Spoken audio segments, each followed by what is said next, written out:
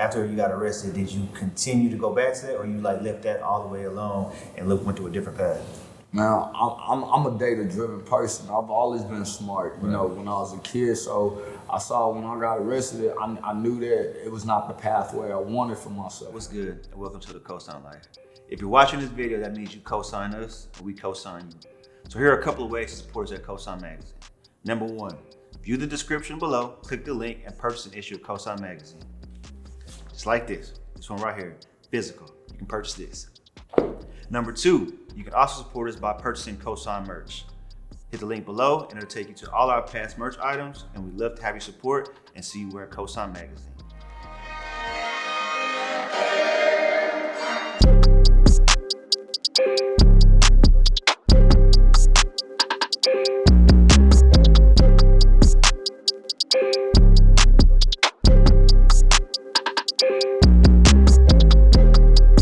Thanks for tuning in to another episode of COSIGN Conversations. We're going to call this one the Cannabis Edition. All right, so we got my guy Seaun with us right here in COSIGN Law. We're going to be talking everything cannabis, entrepreneurial, hustle, grind, motivation, plus more. So without further ado, my guy, how's you doing? Man, I'm good, bro. Man, it's a pleasure to have you, bro. Hey, thank you. Pleasure to have you, man. So for those watching, crazy story, how we connected. Y'all know I have Katie's Custom Jewelry. Yeah. You made an appointment to come get a grill, to come get molded, 2 14-karat fangs. And then when you came in, I don't know what made me ask you what you had a harbor sweater on, right? Was that it? Or? I think that's what it was. Yeah. I think I had something on. You had something on, and I just got curious. I'm like, man, where you from or what do you do? And then you told me a little bit, and you was like, you said, look you up. And I did. I started to see all the articles, and I'm like, bruh, like major, man. So for those who don't know, kind of tell us who you are and what you do, and then we'll get into like the nitty-gritty parts that I'd love to talk to you about. Absolutely. So my name is Seun Adedeji. I'm the founder and CEO of Elevate Cannabis. We're multi-state dispensaries in the United States. So we have locations in Massachusetts, and we have locations in Oregon. We're looking to expand to new legalized states like Arizona, New Jersey. Our goal is just to continue to expand and be a beacon of hope for African Americans. As you know, we've been pushed out of this industry, and I feel like this is like an emerging industry. This is the alcohol industry all over with a different substance. Okay. And it's our opportunity to really create generational wealth. Okay. I think I sent an interview or an article that was in your bio. It said you're the youngest African-American dispensary owner, is that correct? That is correct. I'm the youngest African-American man in the United States to open up a retail dispensary. And I'm the youngest multi-state operator in the United States. So not only, like I said, we have operation in Oregon, we also have operations in Massachusetts and the East Coast. Okay, man. So we're gonna work our way up to today, bro. So let's go back. A lot of people who just getting to know you, you were originally born in was it Nigeria? Yes, that's correct. Okay, you're born in Nigeria. So when did you come to the States? Came when I was 5 years old. Okay. Yeah, I moved to Chicago, Illinois when I was 5 years old. Okay. And I stayed with my stepmom and my dad. I think that's where my entrepreneur mindset kind of kicked in, or just started, right? I lived with my mom and dad, but my home was not so whole, right? Okay. So my dad was always gone. He was never home. I stayed with my stepmom. And it was just, you know, she made me tough. You know, it was a grind. You know, I call it tough love now. Say tough love. Right, it was tough love, and so I had to really go out and hustle and get everything that I wanted as a kid. I had to really go work for it. You know, I was a kid shoveling snow, raking leaves. You know, just that hustler mentality. And from that, I was a kid selling candy in school. From selling candy, I started selling weed. I got arrested from cannabis possession at the age of 13 at a really, really early age. And that kind of like really, I had to pause and I had to reflect on my life. And I seen a lot of people that came from where I came from and were going in the trajectory that I was going. I seen where they ended up, and I had to ask myself, was this really what I wanted for my life? You get what I'm saying? Like if you know, even though I had not such a wholesome home. I still had like morals and principles and values. You get what I'm saying? Right. But you know, when you grow up in an environment, it brings out the worst in you. Definitely. You know, your environment definitely brings out the worst in you. And in my situation, that's what it did. But I thank God, I thank the higher power that I was able to pivot when I did and create something better for myself. Okay, so at 13, you get arrested for possession. That's because it was, at that time, you were illegally hustling. That's right? correct. So where did you go from there? After you got arrested, did you continue to go back to that, or you like left that all the way alone and went to a different path? Now, I'm a data-driven person. I've always been smart, you know, when I was a kid. So I saw when I got arrested, I knew that it was not the pathway I wanted for myself. I wanted to be different from my cousins, my friends. So, you know, I stopped doing that. I started, you know, focusing on wrestling, started joining, you know, the athletic part of things, you know, just trying to look at different ways to, you know, stay more active and productive, you know, and wrestling and track did that for me in middle school. You know, I crushed it in Illinois, and I pivoted my freshman year. I moved to Dallas, Texas, man. Freshman year high school? Yeah, that's why I say I'm from Dallas. You know, in so many ways, I feel like Dallas made me who I am. Like, you know, the person. It was a different environment. I moved to Arlington, so Ag Town for everybody in Ag. So all love to Ag Town, man. And moving out there really, it was a lot. It was different from Illinois. There was a lot of, you know, positive energy I was around. Right. So my environment changed, and I saw the Ag Town as like a new opportunity to cultivate, I guess, you know, be authentically myself more than ever, stay away from things that I did. I learned from my past. I was like, oh, when I hung out with these people, this is where it got me. So I started really just, you know, trying to figure out what I wanted for my life, what direction I wanted to take. But, you know, there was nothing about me that was soft. You know, I still had that Chicago, you know what I mean? I still had that jig in me. So you know, I was not all rosy in the ag. You know, everybody that know me out there, you know, like, you know, I lead with love, but you know, I can still get out there. You know what I mean? Yeah, nah, for sure, bro. So what brought you to Arlington, though? My auntie stayed out here. Okay. So my auntie was definitely, like, she played a big role in my life. She was the first woman that really showed me unconditional love. And yeah, she was just amazing, you know. I didn't want to disappoint myself, and I didn't want to disappoint her. And it motivated me big time. Okay. So you say you're a data-driven person. So at this time, like now after high school, you're researching the numbers, researching the industry, figuring out how to enter. So how did you actually come up with the ideas like, you know, I'm open up a dispensary, and then even where you decide to open up those locations? Yeah, so me and my girl, my ex-girl, we moved to Washington State. Okay. And we just, you know, I got a job as a basically a sales associate at Sprint. Then I got promoted to a store manager. Then I got promoted to being a marketing manager for a big corporation. So I was making a decent amount of money for a really young dude, you know, from the street that didn't get no college degree, nothing like that. I was making money. And you know, at this time, I just saw the injustice in the corporation, in the sense of you had a certain cap on being an African American on your elevation, right? You had certain cliques that, you know, it was not. How do I say this? It was not as inclusive as you thought it would be, right? As the higher up you got, the less you saw of this. So I was always the only black guy, and where there was, you know, white, Caucasian people on the table, and I'm a fast learner, and I ask a lot of questions. They were not all bad, but I also did not believe in some of the values and the ethos the corporation had in certain aspect, right? It didn't align with me, and I also felt like there was no momentum. Like after you reach a certain level, you couldn't get any higher. So I started looking at cannabis industry unfold in Washington State, and I tried to get in there first. I didn't get in. It sucked. It was a lottery state, so you have some state where they have limited amount of license, and you have some states where they have oversaturation of license, where there is just like if you have 500,000 to 1.5 mil, you could go open up a dispensary. Right. States like Oregon. So what I did was I didn't get into Washington, but I didn't give up.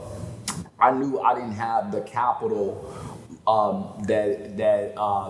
needed in the state of Washington. You need about $1 mil to 1.5 mil. I didn't have that, so I had to get really creative to be like, I want to get my foot in the door. How do I do this and still keep the capital expense? The expense scared the fuck out of me. Right. Excuse my language. Like, I heard 1 mil, 1.5 mil. I was like, I'm 21 years old. I said, ain't no way a black man like me about to get 1.5 mil. To start a business. But when I started, Washington had this public data forum where they post all the dispensaries numbers, revenue they make on a monthly basis. It's called 502data.com. Check it out. It's actually, it really opens your eyes to see like what these dispensaries are making on a monthly basis. When I opened that thing up and I saw the money, I said, you know what? I'll die for this shit. Dude, I said, we in here. I said, I don't care what it takes. I'm about to get in here. So what was like those averages? Like, tell us if you remember. Yo, they were making like 1 mil a month. So a mil a month, and then making $1 mil a month. $1 mil a month. I said, you know what? I said, I don't care what it takes. Right. I'm about to get into this dispensary game. Gotcha. And I felt like it was an opportunity to really like motivate my people. Right. Like I just feel like, you know, when we looking at all the protests that takes place when a white cop kills a black man, like the biggest things that we keep saying, we had a black president, we have black mayors, we have black, you know, police chiefs. Right. The biggest thing, what I'm trying to say, what we're missing was capital. Right.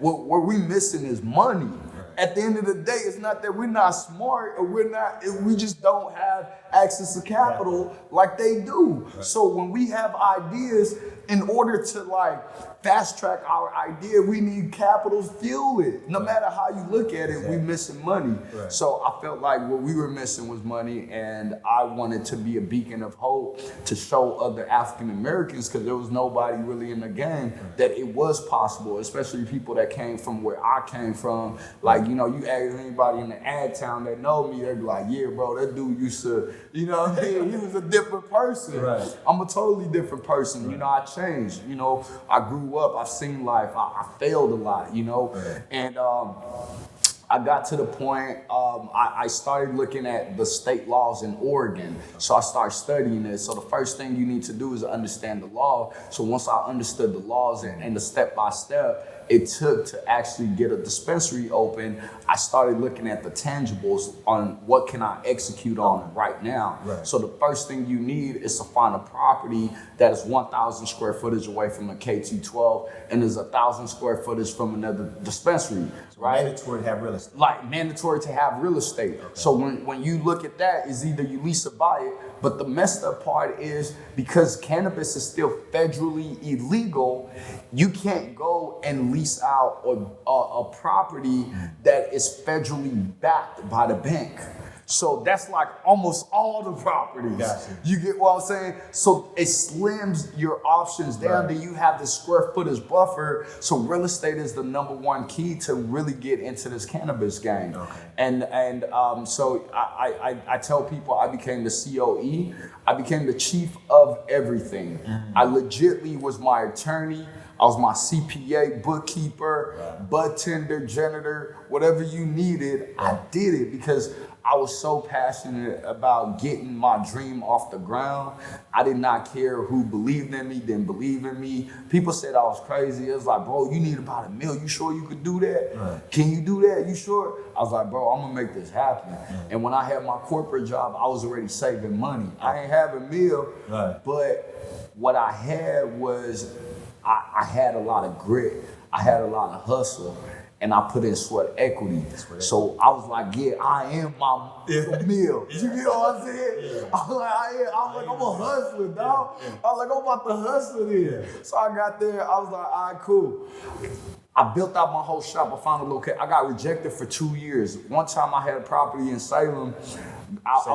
Salem, Oregon. I got a property. The city approved it. Then they came back and said it's 998 square footage from a K-12 grade. So imagine you spraying bread on a property.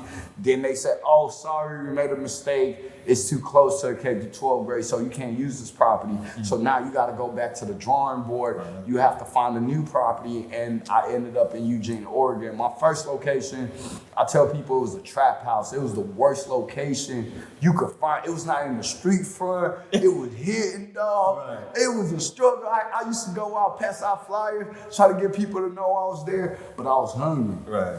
I was hungry and I was motivated. Like my first year, I slept in my shop for a whole year. I worked from in Eugene, my first job. I worked from like 8 a.m. to 10 p.m. Right. Like I just hustled, man. Like I remember those ramen noodles days, man. Like I'll eat it all. I eat it because I want, because I like it still. But it's a decision. But back in the days, it was what I could afford. Right. So I became a chef, man. Ramen noodles with every greens you could think of. Ramen noodles, hot dog. It was that. The hustle was real. So not to be off in your business, bro, but people like numbers, bro. So how much did it take to open up your first one? Yeah, my first one, I put in a lot sort of equity. I opened my first one when I was 23, and I only had $50,000. It was actually a Leafly article that just came out. I saw that. Yeah, so that's what you saved for working in corporate. You saved 50. I had, I think, 25, 35 myself, just cash, and my friends and family gave me a little bit combined, came to 50,000, and a lot. Actually, my friends and family rejected me at first. They said no when I first asked them for money but I don't take things personal. So like for anybody listening to this, you can't take no personally because they work hard for their money too, and they need proof of concept. They need to know that, a lot of people talk about it, they don't really be about it. Right. So when my friends and family said no, I didn't take it personally. I went back to the drawing board and I said, you know what, I'm gonna use my own bread to get this license. Right. So when I use my own money, I said, y'all said no before. Look, I got this piece of paper. How much is the license? The license alone, like just to sell it, I could sell it for like $500,000, just a piece of paper. Just because it's limited now, right? So you look at supply and demand. When there's a limited amount of supply, there's a huge amount of demand. A piece of paper could just be, I could just sell it. Be like, bro, you need to get in. I'm the only. They got it, bro. What's up?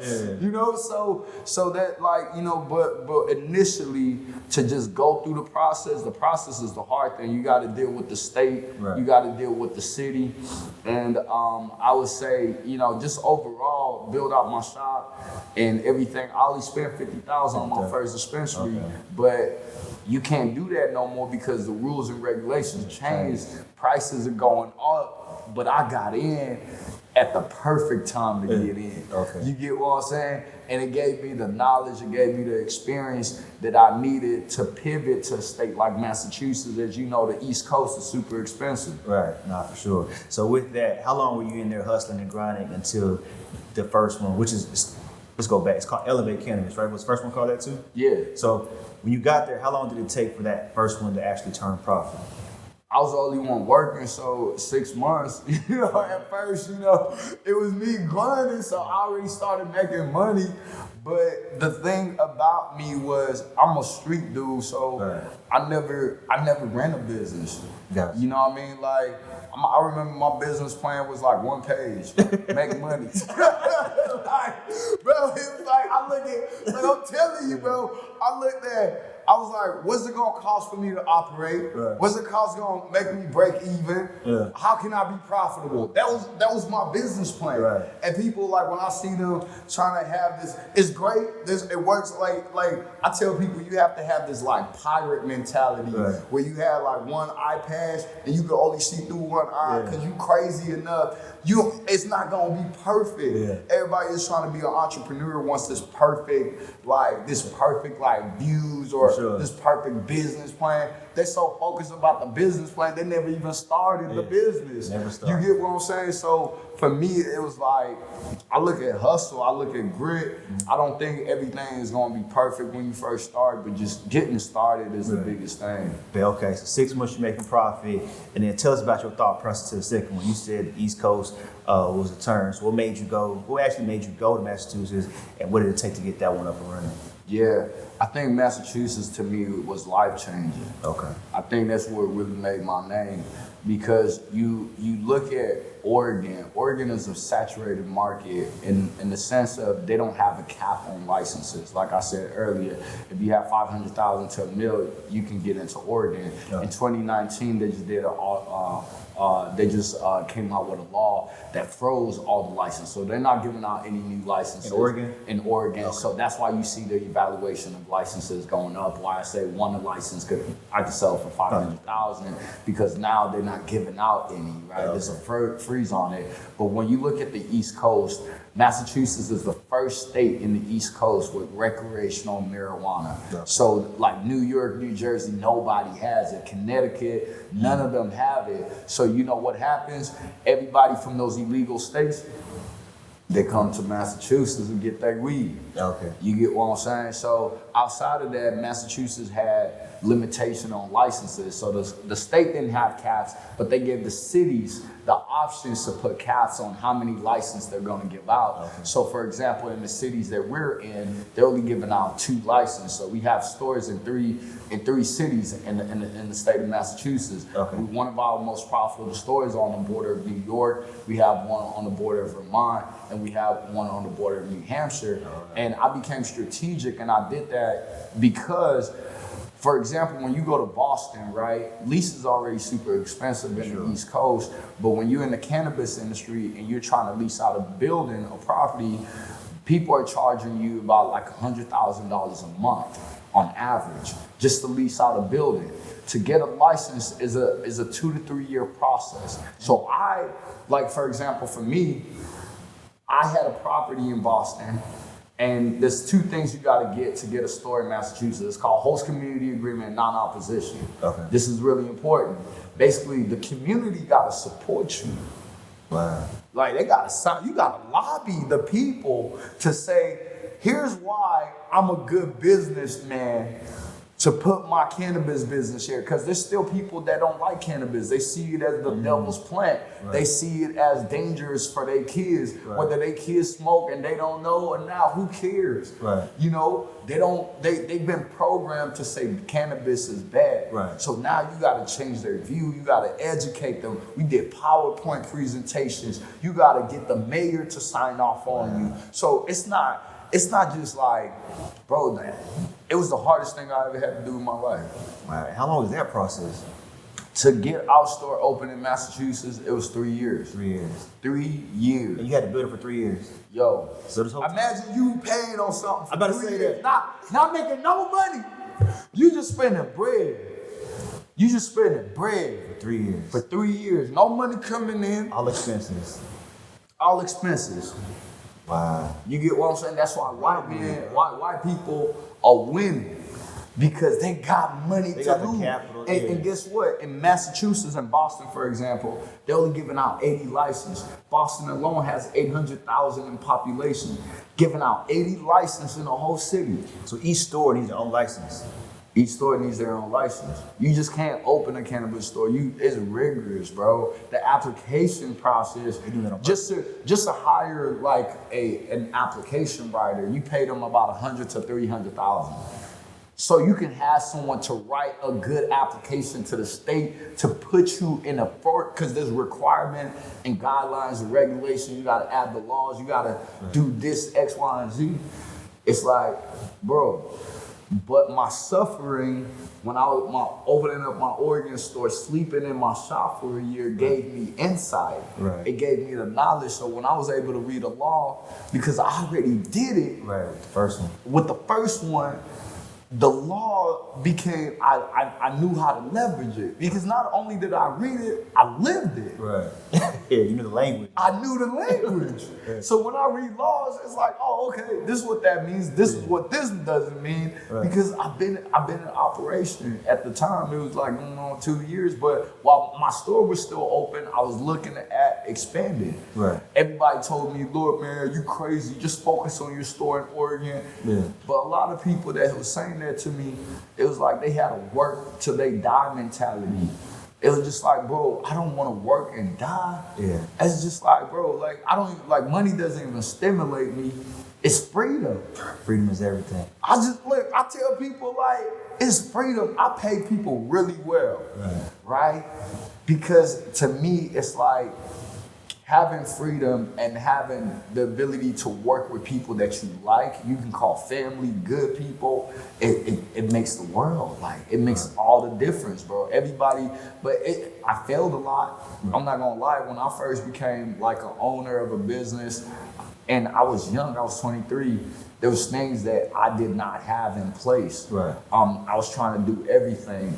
And what I've learned was I needed to have enough humility to ask people to help me that were better than me, to help me in things that I was not good at. Right. But I felt like I needed to be good at everything. Yeah. I felt like I needed to be the jack of all trades. Fuck as black men, that's how we do, bro. We have to be good at everything, bro. But you need help, you need to be able to delegate, because we can't do it all. We can't. So we spend all this time on this aspect, and now this part of your business is suffering because you have nobody managing it over it.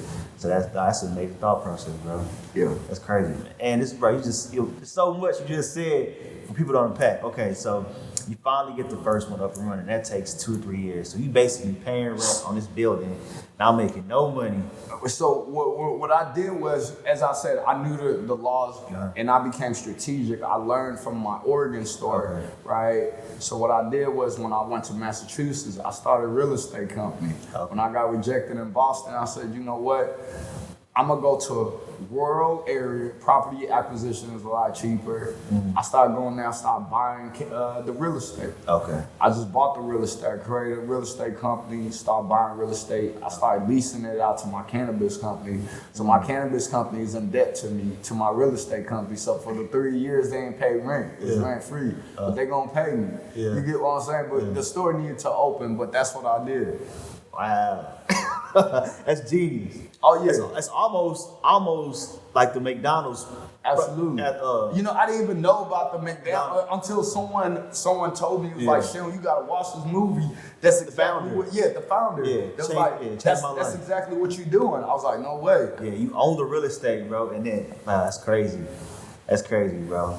That's That's why I be smiling at all my IG posts. I just be like, hey bro, I had the police chief in my grid over there. Yeah. You know, I be like that's how I knew, like, bro, when I got into that realm and start talking to politicians, having to negotiate, like, you know, you got all these people going after 2 licenses. Why do they pick an African American man in a Republican city? Right?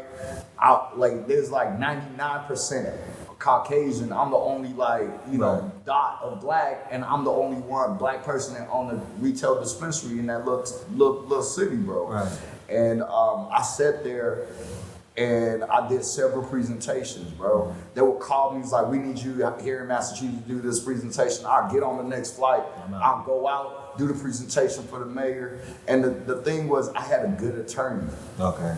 Yo, one of my advice to y'all, get a good attorney. Like, I said, look, bro, I spent a lot on my attorney. Like, it was like $500 an hour. I used to pay the dude, right? And like, I paid him a lot of money, right? But he was my best investment when I started in Mass, because when the mayors gave me a hard time, and I called Paul up. Paul is this old white Jewish dude. He come in there. What's up? Yeah. You get what I'm saying? Yeah. It was like, puppy, like, Sean, you got a problem? We good? Like, he was They were the top attorneys in the city of Boston. Yeah. And Paul just like, Sean, I like your hustle. Yeah. He's like, I respect you, man. Yeah. And so anytime like I'll get in trouble, like, or things didn't go well, cause I'm not perfect, you know, this is a new realm for me, you know? And I had the city officials, became really cool with them. Being kind to people is so powerful. Man. Like, I remember when the mayor didn't really like me, but his assistant loved me. I used to come there from Oregon. I had cannabis product, edibles. I used to give this lady edibles, whatever she needs. She used to say, Sean, you're such a blessing. Yeah. I was like, yep, absolutely. Yeah, bro, what? Man, I used to take care of this. Like, she's like, yeah, we got you. Yeah. And you know, it's so funny. My first approval, it was on TV locally and stuff. And like at the time when you do presentation, try to get the people, the elderly people didn't like us at first. So I went to the elderly, it's let's say home. Right. It's just where they go out, play games, whatever it's called. But I went there and I did a whole presentation for them. And for them, start educating them CBD. Yeah. Man, I was there shaking their hand, kissing babies. Like, y'all gonna like me. Y'all gonna really like me. Bro. Yo, bro, it was politics. Yeah, it's all politics. Then when I got the one head old lady, when she liked me, everybody liked me. It's like, he's a good guy. I like him. Hey, she co-signed you. She co-signed, so everybody it was like, you gotta get the mass to like you. I started learning that there's always one person. You get that one person. You get that one person buy-in, you can get the whole crew buy-in. But my real question is, how many approvals do you need? Because you say you're out here lobbying and politics. Who all do you got to agree to able to open?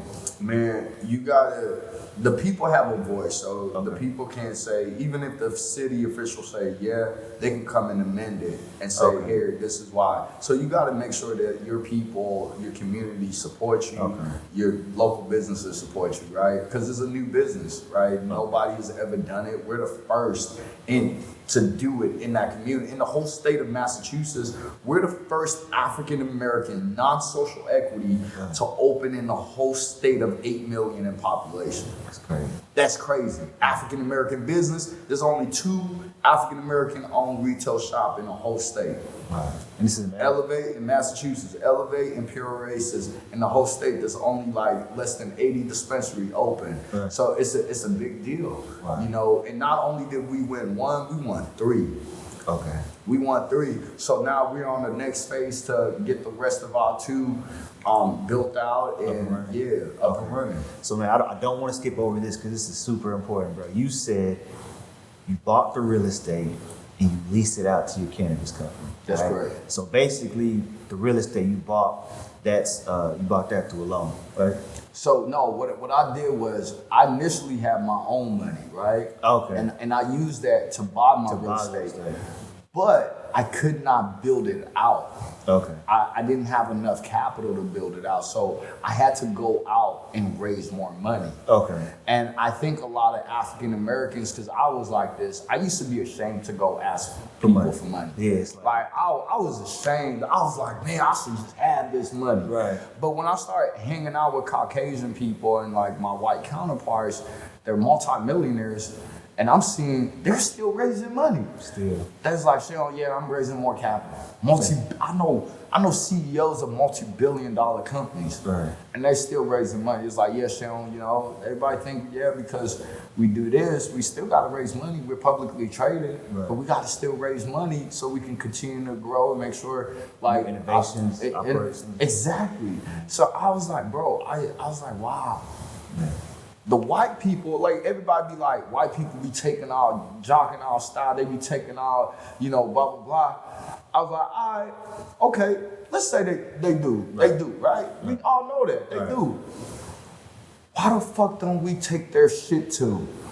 Excuse my language. Why don't we learn from them? Like, why don't we learn what the fuck they doing to get their paper up, how they move, like, I promise you, like, if you ever met anybody go to Allentown, James Boo, be like, you know a dude named Sean, and see what they say about him. Yeah. Be like, when he went to Bowie High School, like, what was he like? Yeah. You get what I'm saying? For sure. I had to change. You have to. I had to change. I had to pivot. You get what I'm saying? I couldn't be the old person that I was in order to get to the bag that I am. And not everybody can be rappers. Not everybody can be actors or athletes. Right. Not all of us can do that, but we can all start a LLC. Right. We can all create generational wealth. And the thing is, we worship all these people without knowing some of them don't even make money. Like real talk, like it's just facts. It's not no shade on nobody. You get what I'm saying? And the freedom is not there. You get what I'm saying? There's still restrictions. Yes, you have money, but there's still restrictions on what you can do or can't do. Exactly. It's just being real. But yeah, bro, I just really want to change my life, bro. So when did you start raising capital? My first capital raise, I'm gonna say this: relationship is everything. Okay. Relationship. I started raising capital in 2018. Okay. 2018 started raising capital. I closed in 2019. I signed like it was supposed to be a multi-million-dollar deal. We closed our first round of $1 million. Okay. But it was relationship. I remember how it even happened. Okay. I knew a city politician. His name is Tito Jackson. So shout out to him in Boston. He was getting in the cannabis industry, and I used to have like seminars where I used to educate African Americans on how to get into the cannabis industries, the do's and don'ts, just because I wanted to see more of our people. And he was at one of the events I was at speaking. Okay. And he was impressed by me. He was like, bro, like, I'm impressed by you. Like, I've never seen someone. I was like, yeah, because some of the people that was up there speaking, they did not know what they were talking about. It was like, bro, it was rubbish. Right. And, so he vibed with me. And later on down the road, he always said, hey, bro, if you need help with capital, like, hit me up. And a lot of people, like, when they say that, especially when you African American and black men say, I was hesitant, bro. I ain't gonna lie. I was like, this dude talking, bro. I was like, I don't know what this guy talking about. But I took a leap of faith, I said, okay, I'm gonna hit this man up. So I told him when I need to raise capital to start construction, I was like, bro, here's where I'm at. I need to raise more capital. He said, okay, done. I'm gonna introduce you this. Make a couple of phone calls. Yeah. This man made a couple of phone calls for me. Yeah. And one thing I'll add to this story, your reputation precedes you. So this whole time, when I was lobbying in the community, it's called Athol, the top attorney for this big multi-state billionaire was always there too. Okay. So they saw me, they used to shake my hand, they were impressed by me. They was like, you 24? At the time, 20? What? You doing this? Right. And we paying all these people this? Yeah. So they were always impressed by my hustle. And so their attorney was speaking highly about me to this multi-billionaire dude. Then the city official was speaking highly about me. So your reputation precedes you. So you never know who's seen, like, that's why I'm kind to everybody. Right. I don't know who you know. I don't know how you can help me down the road. Exactly. I'm going to be kind to you. I'm going to treat you like gold because I don't know when our path is ever going to cross and I might need your help. Right. You get what I'm saying? I never get ahead of myself thinking I'm better than anybody because I'm not. Right. I'm still a human. I'm still working. Relationship is everything. Yeah. You get what I'm saying? So I sat there. The CEO was like, hey, I'm gonna be in Boston in 2 weeks. Can you make it out? I said, absolutely. I remember I had a deck and I worked on this deck actually. I never really did the deck but this one, I worked on it. And this is the beauty of not knowing your strength and your weakness. I got help. I needed help because I've never really, it was not my strength. Right. And I knew it, but I knew communication. I could sell, bro. Right. You give me something and I'll study it, bro. I'll study it and I understand it. Yeah. I'm going to sell it. For sure. So I had somebody help me with the deck. Got it, homegirl, she clutched, sent it out, started studying. I knew the numbers though. I knew the numbers, I knew the state projections, I read the laws, I already understood it. Yeah. I just needed somebody to help me put it all on paper, make it look good, make the visuals look good. And when I was at my meeting, I started talking, and I told him how his market projections were wrong. I started educating him on my thought process on what the market was, and he was impressed. Right. He's like, bro, he was like, wow, you putting data behind it, and you have like a track record. Right. And he looked at me. He's like, I'm gonna give you $1 million per store you open. I looked at this dude. He a white dude, bro. He look, he had my deck. He just looked at it like for like 3 minutes. He didn't even look at my shit, bro. Look. He bought into you. He just bought into me, bro. He just bought to me, and he's just like, yeah. He said, I believe in you. $1 million per store, and that was what, 3, 4 stores? It was for 3 stores because you're capped on licenses, right? Okay. So hold and behold, but this is what happens, right? When we got into the contract phase, a lot of the things we said verbally did not align up contractually. So, but you can't, I go back, if you're gonna be an entrepreneur, you cannot take things personal. Right. People are always gonna look out for their best interest, especially when you start dealing with big boys. But you gotta understand how to stand your ground, and you have to be able to know what you're willing to give and what you're willing to not give up, right? So for me, they wanted to buy my properties and then lease my properties out to me, right? I said no. Right. Now, I could have lost that money. The deal, I could have lost it. Saying no, because that was the whole deal. I was scared. Yeah. Saying no, bro, it was like I was throwing away everything I worked so hard for. Yeah.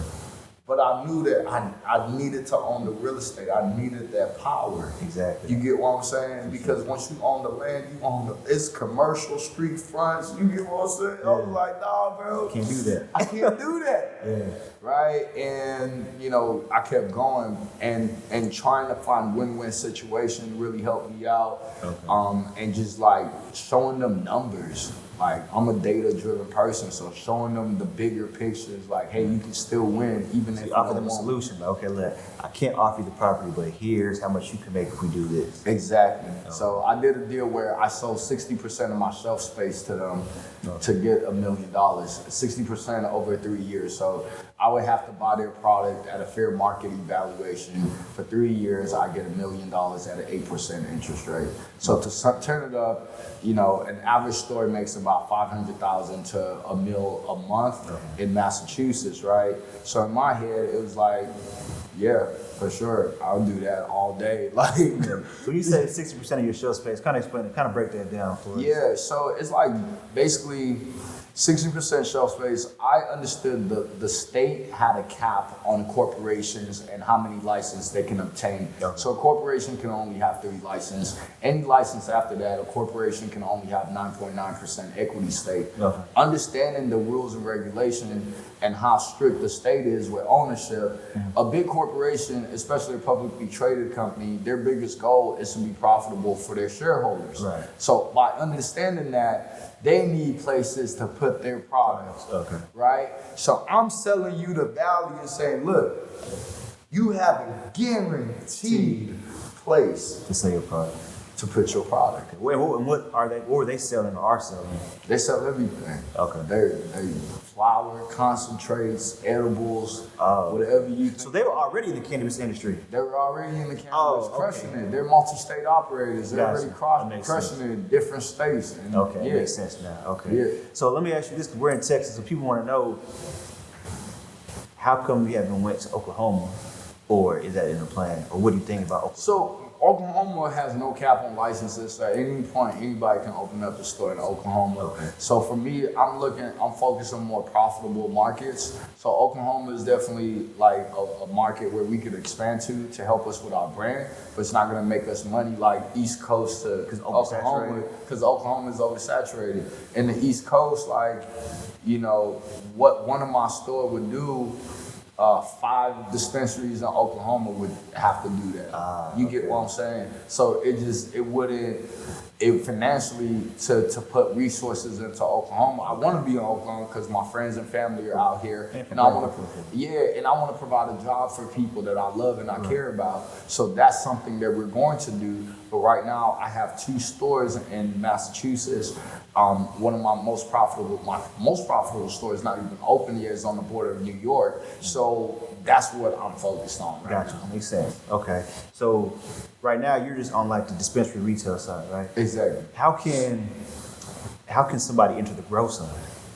It's the same process. It's like you gotta find out what you're passionate about.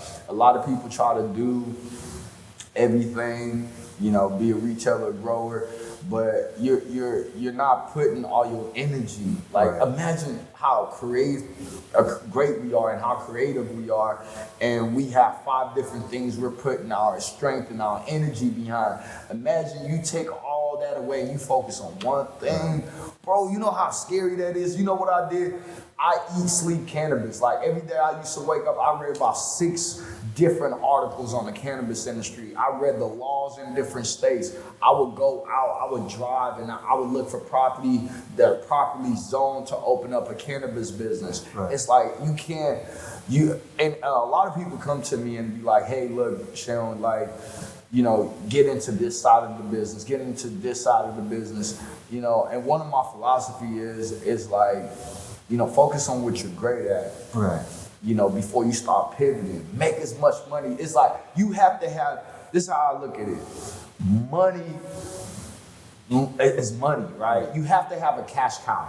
Right. So what I mean by that is have something that will make you the shit ton of money you need. For sure. After you're doing that, then diversify your portfolio. Yeah. Like for me, you gotta have that one thing first. You gotta have that one thing. Yeah. Like you gonna focus whatever that looks like. Right. Focus on that. You don't have to fucking love it. As long as it makes you money. Yeah. Once it makes you money, then pivot to what the fuck you love. Yeah. But you can't enjoy what you love and live a comfortable life if you're broke. I love everything. Everybody be like, oh man, it's not all about money. No, it's not all about money, but fuck, God knows I need money to live in this United States. You have to. Like if I want to go out and eat, I want to be able to go eat. If I want to wear some shoes, whatever shoes I want to buy, I want to be able to buy it. Right. It's not that I'm trying to live for materialistic things. I'm not. I'm just trying to live for freedom. Yeah, exactly. The freedom to do what you want. If you want to go do that, you have the opportunity to do that, and you can afford to. Exactly. That makes sense. So from your perspective, because you're heavy in the industry, what do you think is the easiest entry to barrier point? Is it entry point? Do you think it's the grow side or it's the retail side? Which one is easier to enter? I think a lot of people underestimate ancillary businesses. That's the side product. So it's a side product. It's like ancillary businesses. Like if you are a videographer, for example, you focus your niche in the cannabis industry, production. There's not a lot of people are doing that, right? If you are a CPA, because cannabis is still federally legal, you have this thing called 280E taxation. They tax you as a cocaine dealer. If you're good at understanding that, there's some people that pay $10,000 a month just for a CPA. Make sure. You get what I'm saying? Just to make sure they books are good. Like, whatever you do in any industry, you jump into the cannabis industry, you make more. It's like if you are a carpenter, if you're a structure engineer, like an architect, we need everything in the cannabis industry. Like for example, I needed security in my building. Just for one of my stores, I paid $40,000 just for security, bro. $40,000, bro, for security. Motion sensor. I got a panic button. I got recording for 90 days. I can see everything my stores is doing on my phone. I can unlock and lock doors on my phone. It's so high. It's like working at a bank because it's so highly, secure, man. Wow. They do not play. That's amazing, bro. And just kind of tell all things. So what do you think are some of the most pronounced or profound brands in the cannabis industry right now that people, because I know people see cookies and already acute that to. I said Cookies is doing a great job, you know, to be honest. Brandon, like, they doing great. You know, I'm 27 right now, and I would say, you know, for us, you know, Cookie is continuing the trend of, you know, that gangster lifestyle, you know, kind of trends, you know, you feel me? And I'm trying to change the narrative of how a black man is and how we're perceived. You know, even if you live that street life, anybody that looks at my page, or they can relate, you know what I mean? Because a lot of times it's like, even the street people that grew up in hardship and grew up in a poor environment, they still got people they love. Right. They still got mamas and cousins that means the world to them. Right. So universally, when I say love or treat everyone like gold, everybody can understand that. I just want to speak a language that everybody can understand, and I want to change the image of how our black kings are looked at. You know what I mean? Like, man, I'm just trying to create a more positive, you know, brand, bro. Like, real talk. And you've done that, bro. It's amazing. Like, I enjoyed talking to you, bro. When I first met you, and I started looking you up, bro, I got down a pigeonhole. I'm looking at these Afro-Tech articles, you know. I see you post that new one. I read that thoroughly. I'm like, man, I love learning, you know, new things, and I love learning stories and your story and everything you went through, bro. Because if somebody that's watching that's probably researched the cannabis industry and like, bro, there's no way I can enter. And after watching this, they be like, man, if my mans did it, I can do it. Yo, I had so many black people in Boston. Like, I just helped them, like, just by talking. My real estate agent in Boston, bro, black dude. He saw me. His name is Jeff. He said, if you can do it, I can do this shit too. He looked at me. Hey, yo, this man just about to open a store in Boston where they're giving out 80 licenses called Low Key Dispensary, bro. Wow. He's like, bro, you motivated me. I got so many black people, you know, shout out to all the black kings and queens that, you know, my story is touching. You know, it doesn't, you know, all I want to see is us create generational wealth. Like, I'm tired of this poverty mindset. I'm tired of everyone, like, you know, we've been through so much trauma. We're normalizing trauma to be cool. Not facts, you right. Like, we making that shit cool, but it's not. It's like, bro, like, this trauma shit, like, let's face our demons. Let's get uncomfortable real quick and understand why we feel this way. All these white people making bread, all right, cool. Now all of us can be rappers, bro. And half of the rappers, like, the shit they talking about, they don't do it no more because they outgrew it. They making so much money. Why? It's about the growth. It's about the growth, but they still sell us that because that's their past. And y'all not understanding that, they did all that, but they trying to do better. They owning real estate. They buying new cars. New business. They starting business. You see Rick Ross partnering with what's it called? Wingstop or something. That man doing crazy things. And I'm proud of everybody that's out there doing that. But we all have to say, they winning. How do we go and create our own lane to also achieve that and not live vicariously through them and spend like them, but we don't really have like them. But we trying to keep up with the Jones. For what? Nah, that makes sense, bro. Love your story, man. Last but not least, you gave us so many gems, bro. The last thing I want you to leave with is kind of tell us who you co-sign in the cannabis industry. It doesn't have to be another retail store. It could be anybody in the industry, but somebody you co-sign and support and you think people need to watch too. And, I had to, like, my heart goes out to Just Incredibles. Black-owned cultivation, the first and only black-owned cultivation facility in the state of Massachusetts. Just Incredibles. 8 million population. This black dude, this man crazy, man. Like, black dude, hardworking dude, smart, man. This man lived in a trailer for a whole year, built out his whole cultivation. Black man, smart, bro. Smart. Y'all, I don't gas nobody really, but this man one of the smartest men I've ever met in my life. And just to have the grit, my man went out, raised capital, had the grit to do whatever it took to really open his business. So I look at that and I cheer him on and I say kudos because to not have help from the state, nobody helping you, but just your inner God in yourself, you're blessed. So shout out to Just Incredibles, they doing amazing. There's a lot of other black, there's not a lot of us, there's less than like 4% African Americans in here. So, Magic Isle Cannabis, they doing great. Hope Wiseman, she the youngest African American woman to really do things in the cannabis industry. You have Wanda, she's the first woman, she's our godmother, bro. Okay. She's the first person ever, woman, in the cannabis industry in Colorado. It's called Simply Pure. She laid the necessary sacrifice of Black History Month. She laid the necessary sacrifice, did the necessary work, political connections to show that Black people can get into this industry. So without her, there wouldn't be people like me and everybody else I just mentioned. So I just want to, pay respect to her and everything. So absolutely. So kudos to her. And that's what's up, bro. And on that note, man, we going to end this interview, this conversation, bro. I appreciate your time, bro. And we champion and co-sign you and everything you doing, bro. And can't wait to see you keep growing and watch your continued growth, bro. 100, bro. It's all love, man. Hey, all love. That's what's up. Thanks for tuning in to Co-Sign Conversations.